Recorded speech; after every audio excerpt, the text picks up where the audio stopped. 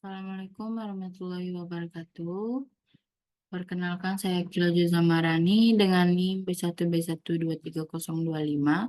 Saya mahasiswa dari kelas B untuk mata kuliah Tata Kelola Keuangan Pemerintahan yang diampu oleh Dr. Wirmi Eka Saputra, SE, MSI.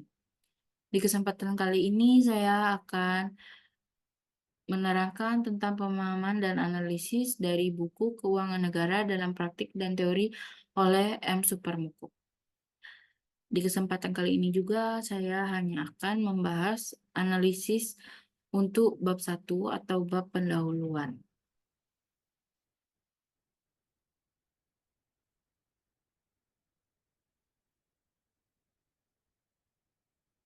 Ada 5 materi utama yang terdapat di bagian bab pendahuluan.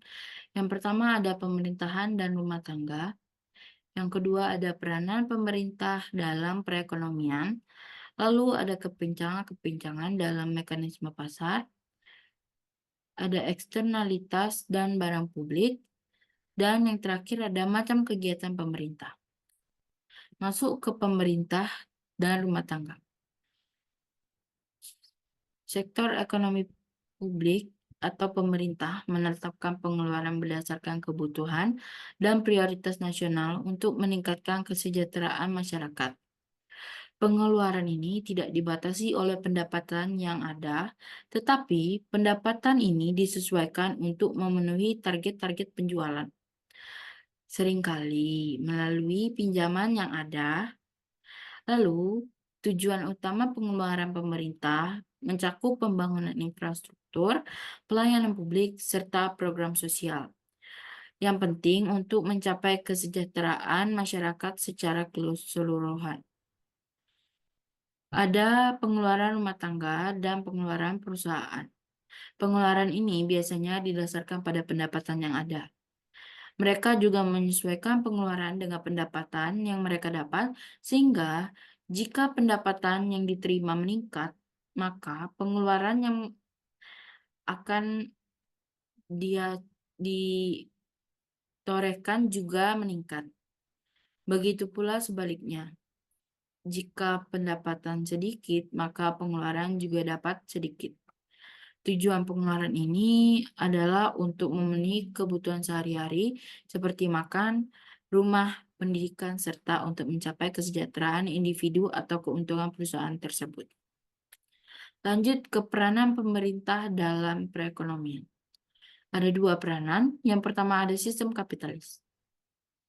Dalam sistem ini, pembangunan ekonomi bertujuan untuk mencapai kemakmuran dengan menekankan kebebasan individu.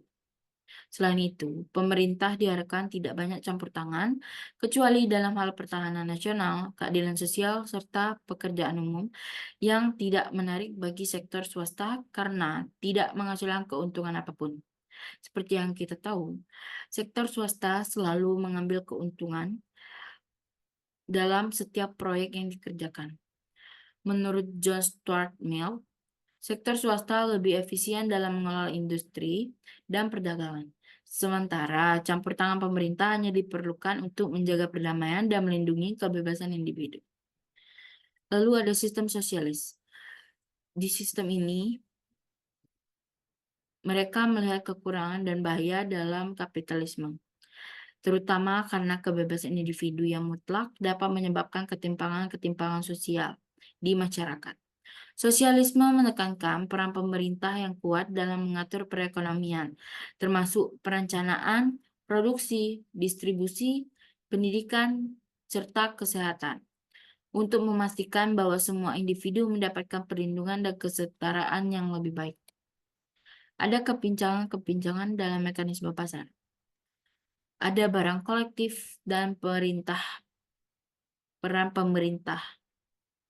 Barang kolektif seperti pertahanan dan keamanan tidak dapat disediakan oleh pasar karena sifatnya harus dinikmati oleh semua orang. Karena itu, pemerintahlah yang harus bertanggung jawab menyediakannya demi kepentingan kita bersama. Selanjutnya ada risiko besar dan monopoli. Selain barang kolektif dan peran pemerintah, ada Risiko besar dan monopoli yang terjadi di mekanisme pasar. Kegiatan yang melibatkan risiko besar, seperti adanya energi nuklir atau memiliki sifat monopoli alami atau decreasing cost activities, sering dihindari oleh sektor swasta karena risikonya yang tinggi dan hasilnya sulit untuk dimonopoli. Dalam kasus-kasus ini, intervensi pemerintah diperlukan untuk menangani biaya sosial, mengelola risiko, dan mengatur monopoli yang terjadi. Selanjutnya ada kegagalan mekanisme pasar dalam mengatasi inflasi, deflasi, dan distribusi pendapatan. Mekanisme pasar tidak mampu secara otomatis mengatasi masalah inflasi, deflasi, dan distribusi pendapatan yang tidak merata. Pemerintah harus menggunakan kebijakan fiskal dan moneter untuk mengatasi inflasi atau deflasi, serta mengurangi kesenjangan pendapatan yang semakin tajam akibat persaingan bebas yang merugikan golongan ekonomi rendah.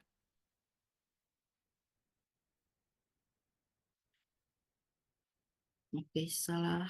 Oke, selanjutnya ada eksternalitas dan barang publik. Ada dua sifat utama barang publik. Yang pertama ada non-rival consumption, di mana konsumsi oleh satu orang tidak mengurangi ketersediaan untuk orang lain. Lalu ada non-exclusion, exclusion, di mana sulit untuk mengecualikan seseorang dari manfaat barang tersebut.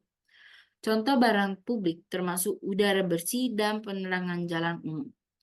Barang publik dapat diproduksi oleh pemerintah atau swasta, tetapi kedua sifat tersebut tetap mendefinisikannya sebagai barang publik.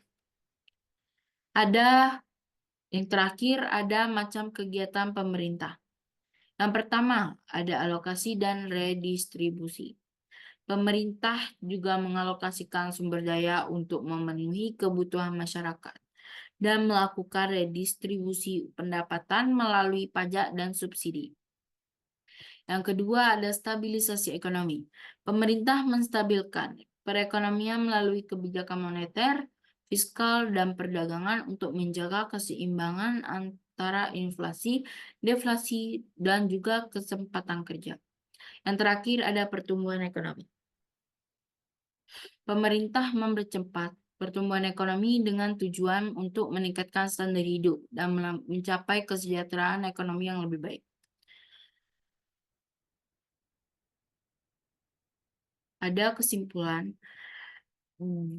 Di materi ini terdapat kesimpulan yaitu peran pemerintah dalam perekonomian sangat penting untuk menangani kegagalan pasar dan memastikan kesejahteraan masyarakat. Meskipun pendekatan sistem kapitalis dan sosialis berbeda, keduanya mengakui pentingnya intervensi negara. Pemerintah bertanggung jawab mengelola eksternalitas, menyediakan barang publik, serta menjalankan fungsi alokasi, distribusi, stabilisasi, dan pertumbuhan ekonomi guna menciptakan perekonomian yang adil dan berkelanjutan. Sekian dari saya. Mohon maaf apabila terdapat kesalahan dalam penerangan pemahaman ini. Saya akhiri. Wassalamualaikum warahmatullahi wabarakatuh.